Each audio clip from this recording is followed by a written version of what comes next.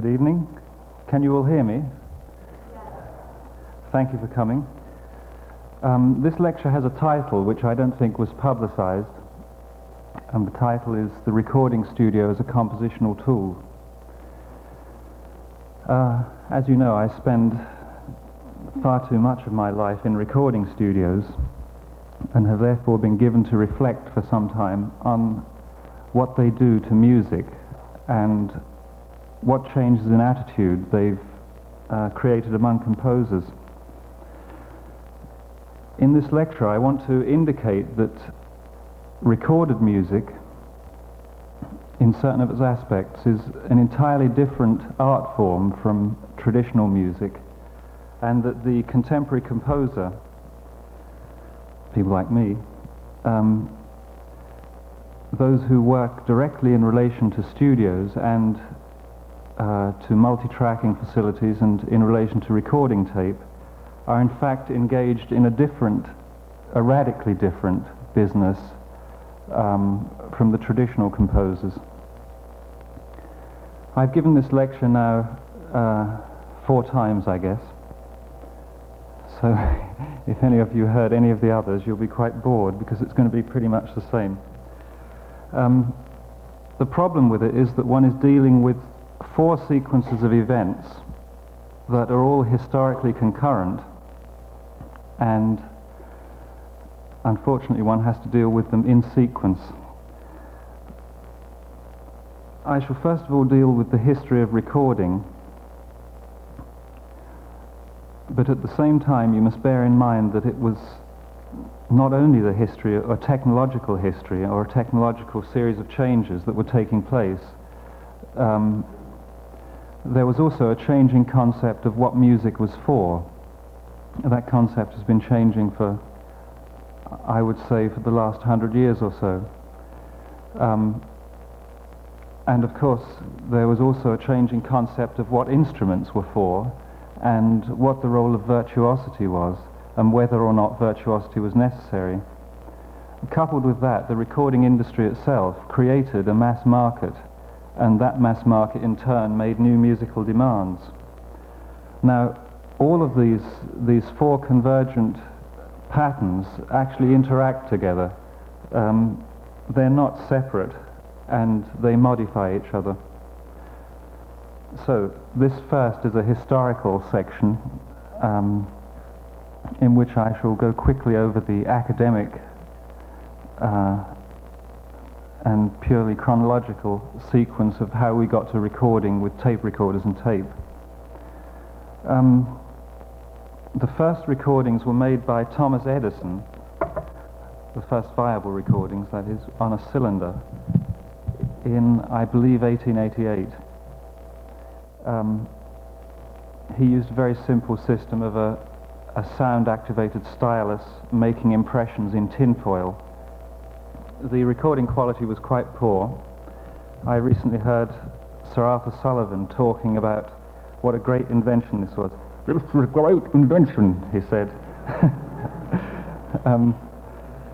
And he also said something that proved to be absolutely true. He said, "The only thing I fear is that the world will now be flooded with bad music forever." Edison was working on cylinders, which were a difficult medium because they weren't easy to mass produce. Cylinders were difficult to stamp and to press. But even by the turn of the century, there was already a fairly large catalogue of music recorded on cylinders. Round about the turn of the century, there was a transition to discs, which were much easier to cut and to press, and also much easier to store. Initially, their quality was not so good, but they were so much cheaper and so much easier to handle in every way that they quickly caught on. And even by about 1910, it was possible for a collector of classical music records to listen to more Beethoven in 1 week, for instance, than his grandfather would have heard in a lifetime. So even very early in this century, there was a a considerable change in the way people viewed music. Music was suddenly a fairly available thing, rather than being a special, unique and transitory event. Now, the effect of recording at this time was mainly on audiences and secondarily on performers. As I said, audiences had become aware of a wide cultural history and also were beginning to become aware of music that wasn't confined to their localities. So whereas 30 years before it would have been the case that you may have seen a concert a week if you were a very keen concert goer, now you would have a collection of records as well as seeing a concert a week. This naturally modified people's assumptions about music. At the same time, it started to modify performers' assumptions about music. And it seems to be the case that technical standards of performance rose considerably during the early years of recording. This was because a record being durable, any accident is there for keeps. In classical music, you don't want accidents. It's different in the music we make, where we tend to capitalize on them and pretend we intended it all the time. In classical music, there was a considerable raising of standards in terms of virtuosity. This, like all blessings, was a mixed one, in that it created the academic orchestral tradition that we still have now.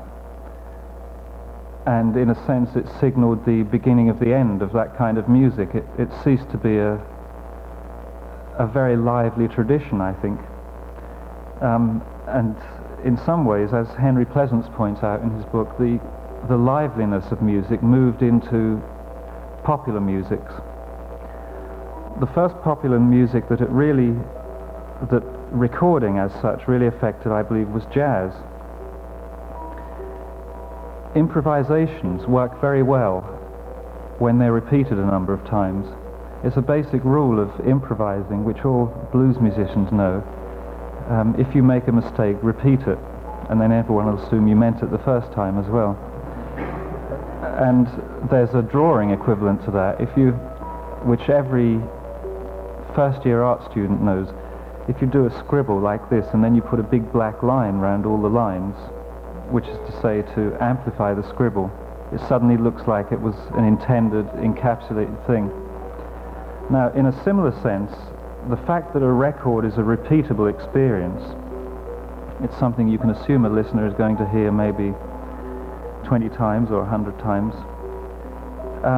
You can take liberties in your playing that you might not do otherwise if you regarded the record as transitory. That's to say that whereas Beethoven or Bach, for instance, built into their pieces a great deal of redundancy, numerous repetitions of ideas, slight modifications of them, it became possible with recording and with jazz, particularly from the 30s onwards, to allow the singularity into the record, so a singular, unique, strange event, which one knew would gradually fall into a perceptual order over repeated listenings.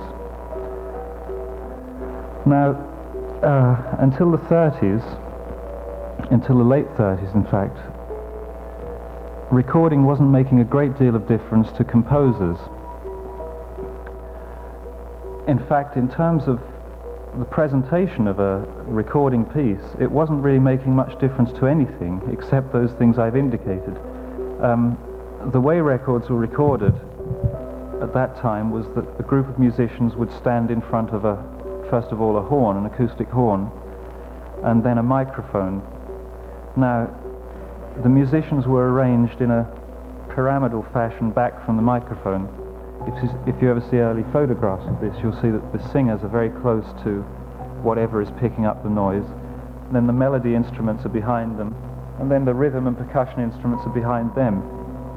And this is exactly the same acoustic hierarchy that existed in classical music. It was an exact repetition of that. And in fact, listening to early jazz records, one of the things that, for me, hindered jazz for many, many years was the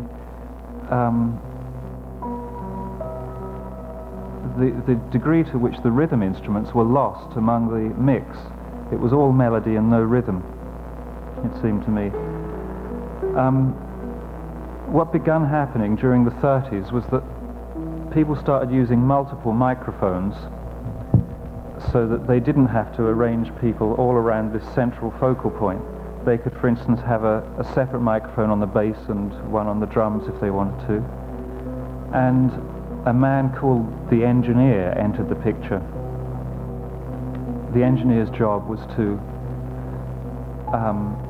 try to balance these now separate events and to put them on a record. And he also had the option, if he wanted to, of featuring certain instruments at certain times. Also at this time, there was the beginning of the use of echo. That's to say, synthetic studio echo, to recreate the impression of some other space from what the music was being recorded in. So these are the very first moves away from strict realism in recording towards a kind of a very, very played down and discreet whimsicality in the way one recorded. In 1938, BASF, the German company, were experimenting with a new substance which was a plastic backing covered with ferrous oxide coating. This was stopped during the war, and DuPont, who were the American subsidiary or American relation of BASF, took up this study after the war, and they came up with the first version of what we call recording tape. This is really the first important revolution in recording, I think. Records, as they had existed previously, were discrete and complete units. There's not much you can do to a gramophone record, although one or two composers like Varese did try mixing large numbers of records being played simultaneously. But it was essentially a very fixed and a form in which one couldn't interfere much. As soon as tape was invented, something quite different happened. Tape turned music from being a phenomenon in time to being a phenomenon in space. As soon as sound is put on tape, it becomes a plastic medium. You can do things with tape. You can cut it, you can shift the order of things, you can play it backwards, you can slow it down, you can speed it up, and you can feed it through further electronics to treat it. Now, this is again one of those situations where suddenly there are a number of divergent paths which periodically cross, and I have to talk about them one in turn again. There were two developments. There was the development of the tape recorder and the development of the studio along with it. But also there was the development of devices for amplifying musical instruments. First of all, I'll deal with the tape situation. I don't know why I keep looking at these notes. They've got no use. There's nothing on this piece of paper hardly. But it's just this light is a bit bright in my eyes. The first tape recorders were single-track tape recorders. What that means is that a piece of tape passed a little magnet. Oh, thank you very much. And the magnet encoded the tape. In fact, it caused a repolarization of the oxide particles. And thus, when that tape was played back on another part of the machine, it caused a certain electrical excitement which was conveyed to a loudspeaker and came out as music. Now, the earliest tape recorders, as I said, just had one magnet, and whatever went into them all appeared finally on the one track of tape. Shortly after the one-track tape recorder was invented, the two-track tape recorder came into being. instead of having one head, it had one head with two magnets in, and these were separate from one another. The recording tape passed through these, and it was possible to encode a separate message through each of these heads. Therefore, you could, if you wished to, record, for instance, your drums and bass on here and your melody and vocal instruments on here. And this would give you certain options as to how you mixed after that. Options that you wouldn't have if you'd fixed it onto a single track machine.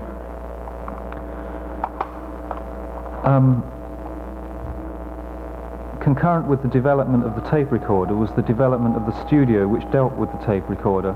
As soon as you have two tracks, you have to have a system for mixing them, and you will naturally want to have a system for slightly modifying the sounds of them. For instance, well, this track has the bass on, let's have a bit more bass in it. This track has the voice on, let's put some high frequencies in it. So we start seeing early recording consoles around about the early 50s. There was quite a rapid development then. Things went to 3-track, which was a curious hybrid that didn't last long, and then to 4-track, which lasted for a surprisingly long time. For instance, even until 1967 and 68, 4-track was still very commonly in use, and Sgt. Pepper was, for instance, recorded on 4-track. An outstanding technical achievement for the time. And lots of the early psychedelic records were, in fact lots of the later ones were as well. It didn't last that long. What's early and late in a 6-month span.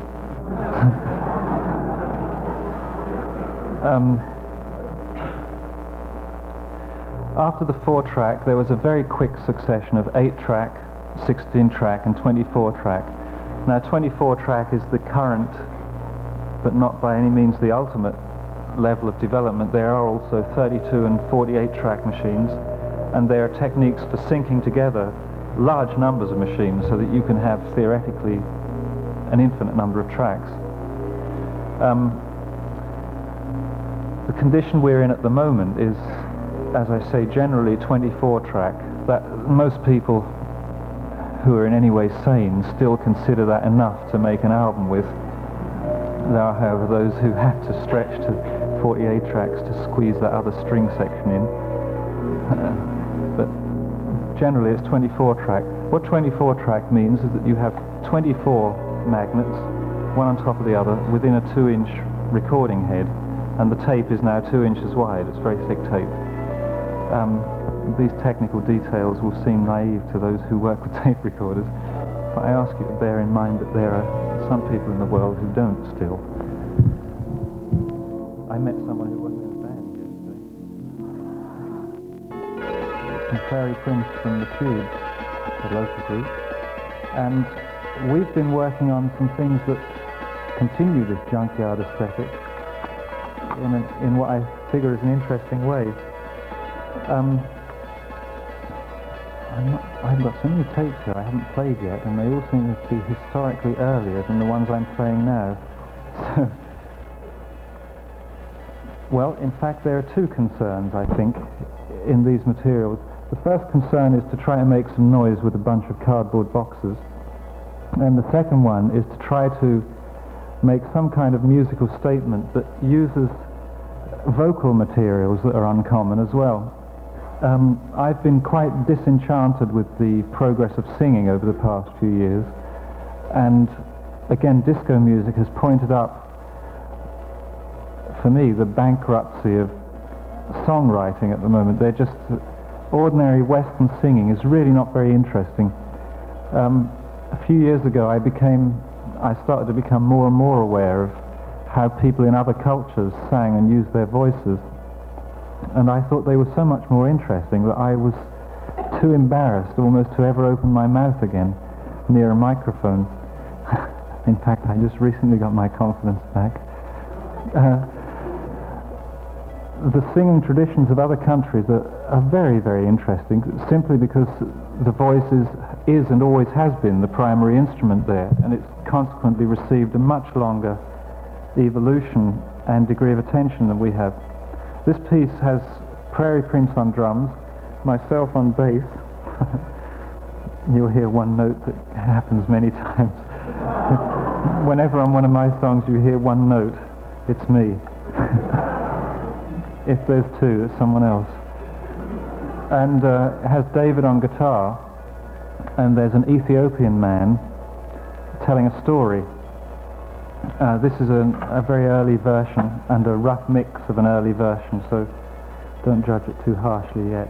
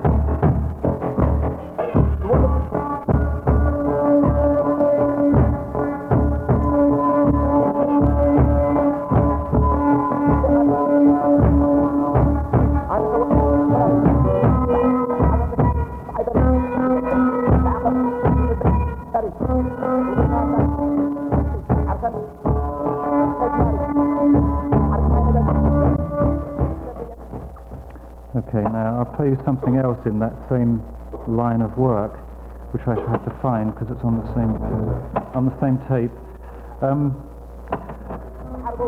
One of the interesting features of the recording studio, and one that hasn't really been exploited that much, is that you can put together material that never belonged together, was never conceived as belonging together, and you can somehow juggle it so that it fits. This next piece is called Mea Culpa, and this is actually, it's just got two things on. There's a synthesizer and the two voices. Has an interesting background. I was listening to a talk show with a view to recording some voices on it. I listen to the radio a lot because I like American voices, and the range of them is interesting. And I was looking for some material to use on a song. Suddenly this hysterical Jewish man from Brooklyn came on, telephoning about Congressman Fred Richmond, who just confessed to having sex with a 16-year-old boy. And the Jewish man was, who's that for, Fred Richmond or sex? Or 16-year-old boys? The Jewish man was defending Fred Richmond, saying, well, he made a mistake, he said he was sorry, he asked the Spirit for forgiveness, he made his mea culpa, he beat his breast, and his voice is hysterical and anguished. Now, on the talk show was a politician, an extremely oily and obsequious man, who was then asked an embarrassing question about this incident, and who answered, as most politicians do, with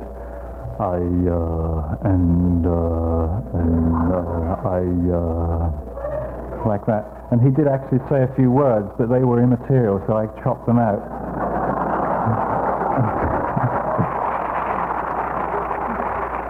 He talked about, the word issues came up a lot, as it often does in American political discussion, though you never actually hear what they are. You just hear about the issues all the time.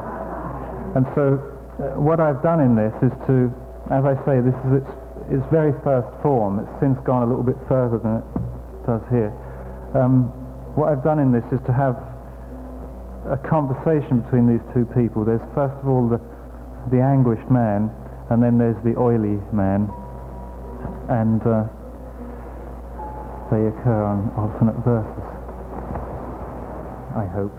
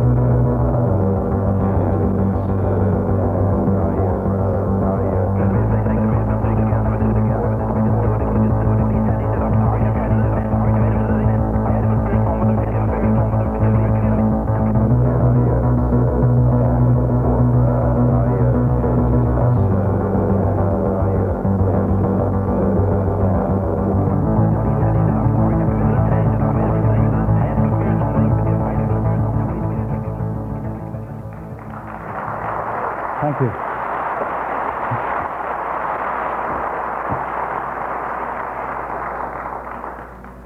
Yes, I think that piece will race up the charts like all my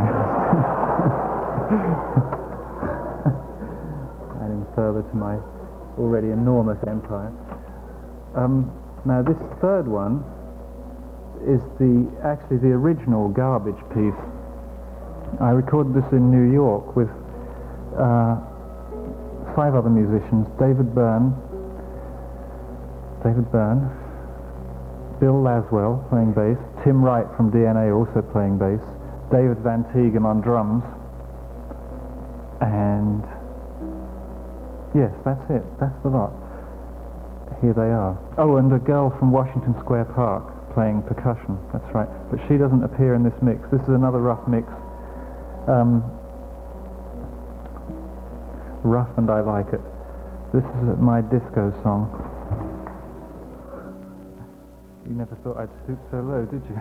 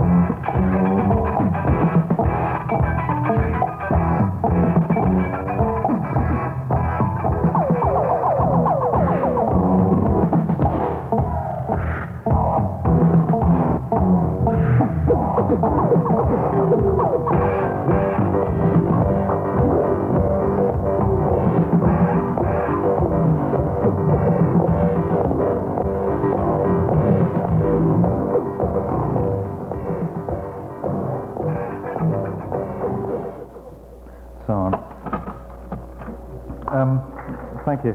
What you hear there is what was initially quite an ordinary backing track, fed through quite a lot of electronics, so that it gets a kind of squelchy quality that I'm very fond of.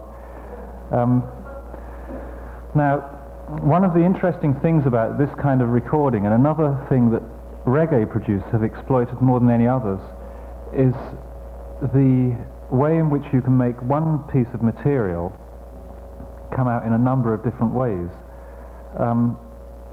I started doing this a few years ago when people started asking me to make film soundtracks, and being kind of lazy, I decided that I would do it just by remixing stuff I already had.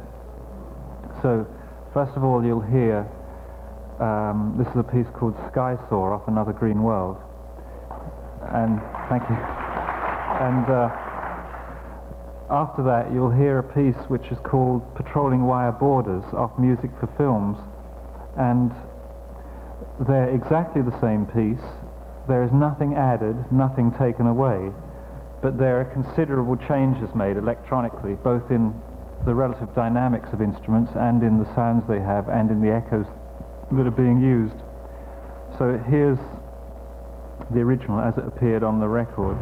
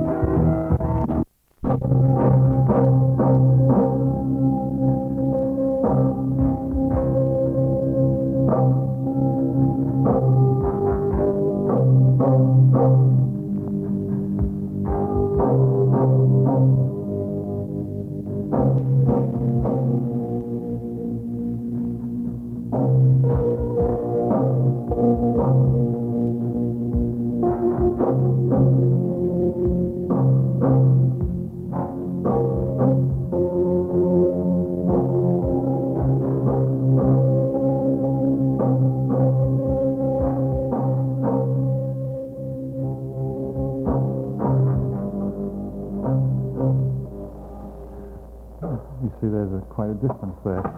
Now, I think most musicians, when they go into a studio, wipe their brows and breathe a sigh of relief when they actually get something on tape. For me, that's the easiest part of the problem.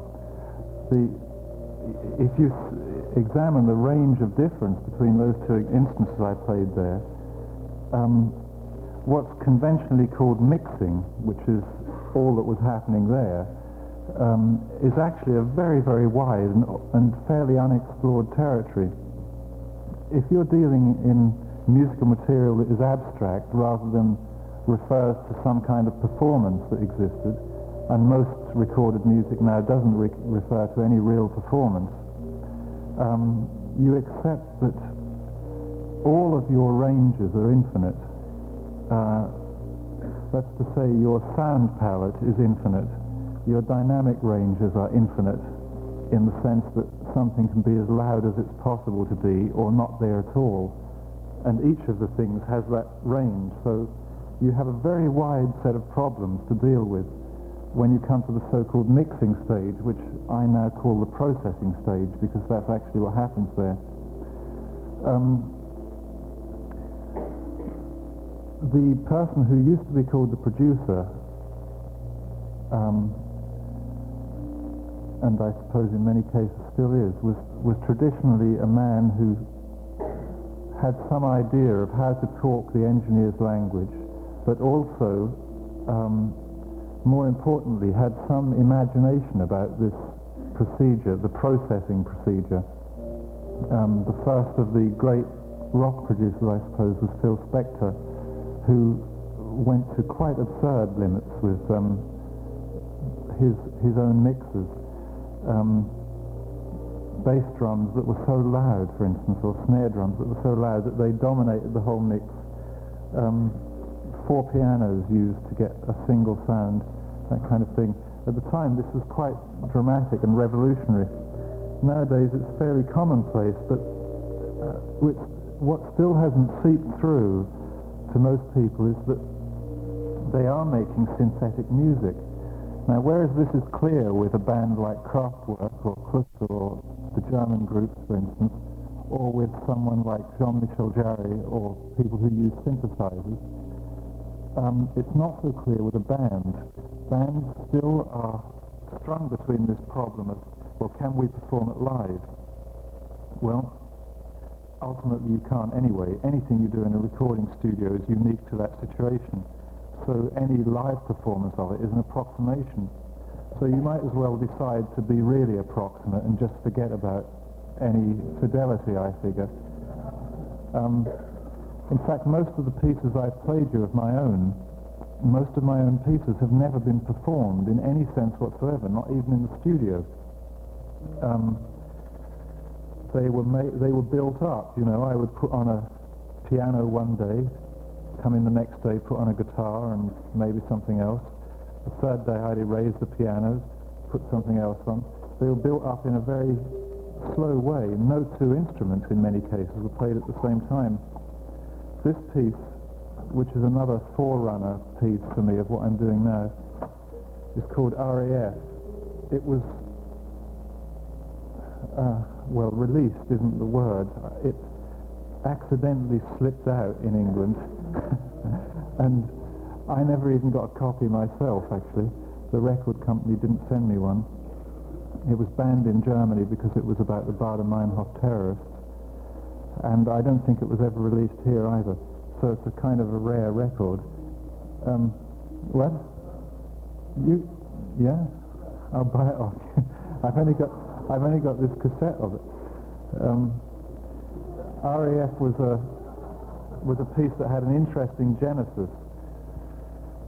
It had nothing to do with Genesis, actually, except that Phil Collins was the drummer on it.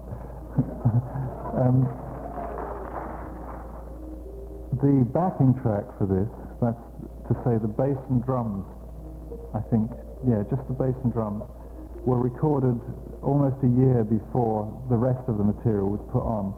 And furthermore, they were from two different songs, but I fitted them together. Then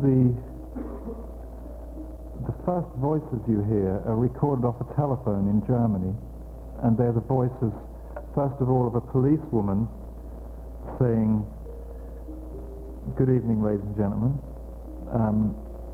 This is the Minister of Police. What you're about to hear are the voices of the Baader-Meinhof terrorists, or the Red Army faction they were. If you can identify any of them, please ring this number," and so on. And then you hear these manic voices, and you'll hear her voice coming in and saying, "Example 4, example 5. Then, so that was put on. I did this with two girls called Snatch, Judy Nylon and Patty Paladin, who are both Americans. And the whole vocal thing was their idea. They said to me, "Do you have a backing track we could use for this idea?" And I put this backing track together. Then we switched to the aeroplane in Mogadishu, and I tried to make some alteration in the acoustic space here. So we go from a frenzied outdoor space to a sudden very dry inside of an aeroplane with almost no echo. Last night when I played this, the speakers were out of phase. So Judy's voice, which I'd been talking about for some time, which occurs right in the middle of the stereo, was entirely absent. And I was waiting for it to come up so I could go, "There it is," and there it wasn't. So I'm assured that tonight we're in phase.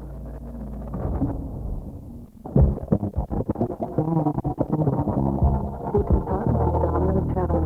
Sie hören eine Sonderdurchsage der Polizei. Das Bundeskriminalamt gibt Ihnen Gelegenheit, Gespräche der an den Morden in Köln und der Entführung des Dr. Schleier beteiligten Terroristen zu hören und bittet um Ihre Unterstützung. Hören Sie sich bitte die folgenden Stimmen der Ruhe an und achten Sie besonders auf die Eigenarten des Tonfalls, der Ausdrucksweise und der Sprache. Aufzeichnung 1.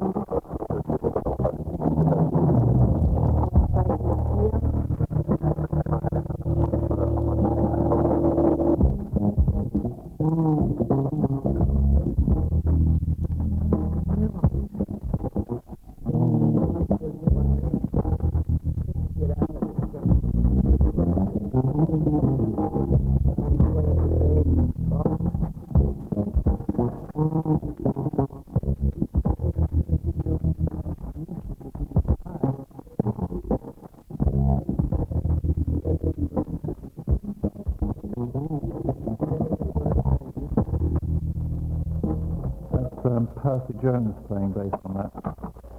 One of the world's great bass players, I think. Thank you. Well, you'll never hear it again, but you might have seen it.